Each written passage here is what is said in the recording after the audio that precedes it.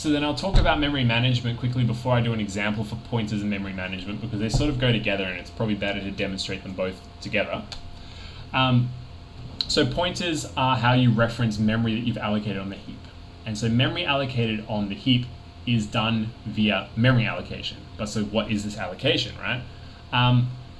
So we have the stack, and this is sort of like automatically created for you as you go into a function. The parameters are copied into the stack so you can use them, and then when you return, the stack is destroyed, and there's sort of like this creation and destruction of variables and data on the stack is done for you without actually manually, pop stack, destroy, whatever. This is all handled for you when you compile your program into the into assembly.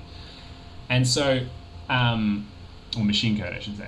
And then when we want to use variables on the heap that aren't really bound to a context, we actually need to manually allocate these. And so this is done using the family of functions called alloc. So there's generally like 3 common ones. I don't actually know if there exists any other ones, but there are for certain applications like all the Linux kernel allocation functions. But the general standard C library contains malloc, realloc, and calloc. And so we'll quickly talk about them in the next slide, what they are. But what they really do is that they allocate some fixed amount of memory, but then it's up to you as the developer, as the programmer, to make sure that this memory is managed correctly. So when you're finished using it, you should free it, because if the memory is not being used anymore, it's still allocated, your system's not going to use it again, it's just being wasted. So it should be free. And this is code that doesn't free memory and allocates is like one of the sort of good memory management is a really good sign of a good C programmer, right? And so we have, the allocation, and so really all of these functions take in various ways the amount of memory that needs to be stored, because at the end of the day, the compiler doesn't really care what's stored there, it just cares about how many bytes you need, okay? And so then we get to these pointer, and the pointer data types helps the compiler know for some loose checking as well as the user know what is actually stored at that location. But if we look at these functions, we have, they're all, or except for free because it doesn't actually allocate memory, but calloc, malloc, and realloc, they all return void pointers. And we'll see in this example before, this guy here is actually returning a void pointer. Now a pointer in C, they're all memory addresses, and the length of this, or the size of this address is dependent on the system's memory architecture, 64-bit, 32-bit, 8-bit, 16-bit, what have you. So all pointers store on my laptop, for instance, a 64-bit value. The actual, the int, char, void, what have you before the pointer is, as I was saying, it lets you know what's at that memory address.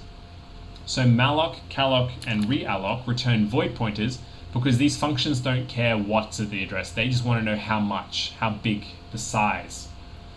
When you store the return value in integer pointer, you're then sort of telling your code, the compiler, the other developers, you're saying, okay, in this variable is, or at this location is, are integers or an integer or what have you, right? So this is why this is a void pointer, but you typecast it essentially by either returning it into a pointer of a certain type, or you can actually manually typecast the function call, which we won't really get into. But the 3 main functions, you have calloc, and so calloc is, it allocates an array. So you put in here actually the size of the length of the array, and then in size you put in the size of each individual element. And calloc also has the advantage that it zeroes out the memory. So I quite commonly use calloc where I put in, like if I want to allocate just one structure, I can use calloc and say I want to allocate an array of length 1 essentially, and the size of the structure. Another way would be to just do this with malloc, because it only cares about the number of bytes, and then to use another function like memset, which sets memory to a certain value, and I can set the memory to equal 0. But calloc is just a simple kind of way of doing both steps. Realloc reallocates memory. So like if you have some sort of array, but you want to make it bigger, you need to say, okay, cool, I need to reallocate this memory to make it larger. Maybe there's free memory at the end of the current array, and you can just sort of, and the program just sort of extends the memory region. Or it might have to actually like reallocate another block somewhere else and copy the data across. But essentially what it does is it just increases a memory allocation section to a new size and returns the pointer to the new section, right? It frees the old one as well. You don't have to worry about that. Free is just what you use to release a block of memory that's been allocated previously. If you try and free something that's not a allocated block of memory, you will get some weird errors, and you need to be careful about this stuff, right?